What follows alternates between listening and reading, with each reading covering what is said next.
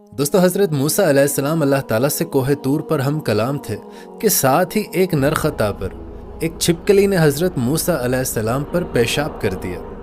हज़रत मूसा अलैहिस्सलाम को बहुत गुस्सा आया और आप अल्लाह ताला से सवाल करने लगे कि या अल्लाह, आपने इस छिपकली को क्यों कर पैदा फरमाया, जबकि इस छिपकली से किसी भी इंसान को कोई फ़ायदा नहीं पहुंचता। तो अल्लाह ताला ने हज़रत मूसा अलैहिस्सलाम से इरशाद फरमाया कि ए मूसा, यही सवाल कुछ दिन पहले ये छिपकली भी मुझसे पूछ रही थी कि या अल्लाह, तूने मूसा को क्यों कर पैदा फरमाया, जबकि मूसा से मुझे कोई फ़ायदा नहीं है, वो तो मुझे इस्लाम की तबलीग भी नहीं कर सकते। तो इस पर हज़रत मूसा अलैहिस्सलाम को इतनी नदामत हुई कि वो बहुत ही शर्मिंदा हुए। तो इस पर अल्लाह ताला इरशाद फरमाने लगे कि ए मूसा, मैंने इस दुनिया में कोई एक भी चीज़ बग़ैर मकसद के पैदा नहीं की है। हर चीज़ का अपना एक मकसद है।